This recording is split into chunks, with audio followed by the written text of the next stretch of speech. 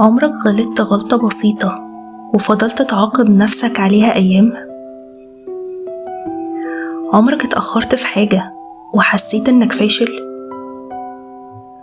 عمرك كنت محتاج راحة لكن لقيت نفسك بتقول إنك كسلان؟ ليه ساعات بنسامح كل الناس إلا نفسنا؟ ليه بنطبطب على غيرنا ونقسى على روحنا؟ وليه صوتنا الداخلي أوقات بيكون أصعب من أي صوت سمعناه؟ النهاردة هنتكلم عن حاجة ناس كتير بتعيشها كل يوم: جلد الذات. جلد الذات هو إنك تغلط غلطة فتشوف نفسك كلها غلط. يعني تلاقي نفسك بدل ما تقول أنا غلط تلاقي نفسك بتقول أنا فاشل. بدل ما تقول أنا تعبت ومحتاج راحة تلاقي نفسك بتقول أنا كسلان ومش نافع في حاجة. وبدل ما تقول الموقف كان صعب تلاقي نفسك بتقول لأ ده أنا ضعيف. وده بيسرق مننا سلامنا الداخلي من غير ما نحس. طب احنا ليه بنعمل كده؟ أوقات لأننا اتربينا على إن القسوة هي طريق النجاح. شد على نفسك، محدش هينفعك، لو ريحت هتفشل، لازم تبقى كامل. فكبرنا واحنا فاكرين إن اللوم المستمر هيصلحنا، لكن الحقيقة الإنسان بينمو بالدعم مش بالإهانة. طب إزاي أعرف إن أنا بجلد نفسي؟ لو بتقول لنفسك كتير أنا مش كفاية، أنا دايما ببوظ كل حاجة، محدش هيحبني، أنا فاشل، أنا السبب في كل حاجة، يبقى محتاج تراجع طريقة كلامك مع نفسك، لأن الكلمات بتسيب أثر حتى لو طلع منك. طب إزاي أعرف أتعامل مع نفسي؟ بدل الحكم بوصف.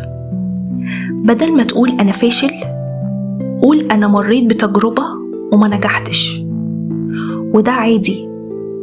والحياة هي إنك تقوم وتقع، ما بتمشيش بوتيرة واحدة. عاملة زي جهاز رسم القلب، لو طالع ونازل تبقى انت عايش ولسه فيك نفس إنك تعافر وتكمل. ولو لقيته خط ثابت فانت ميت. بدل ما تقول أنا ضعيف قول أنا متأثر ومحتاج أخد وقتي. الوصف أرحم من الحكم. اسأل نفسك، لو أنا واحد صاحبي بيقول الكلام ده أنا هقوله إيه؟ يعني لو لقيته طول الوقت بيجلد ذاته أو بيكلم نفسه بطريقة جامدة شوية، أنا هيبقى إيه موقفي ناحيته؟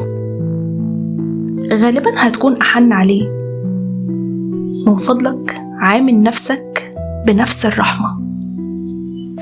افصل بينك وبين الخطأ، يعني افصل بين سلوكك وطبيعتك. انت إنسان بيغلط ويتعلم. خفف لغة دايما وأبدا، يعني بلاش تقول أنا دايما بفشل، أنا عمري ما بنجح أبدا. الكلمات دي ظلمة ومش حقيقية. حاجة مهمة كمان، في فرق بين تحمل المسؤولية وجلد الذات.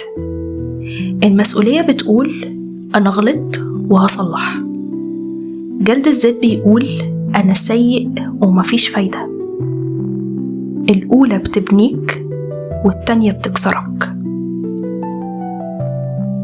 لو كنت قاسي على نفسك الفترة اللي فاتت يمكن لأنك تعبت مش لأنك وحش.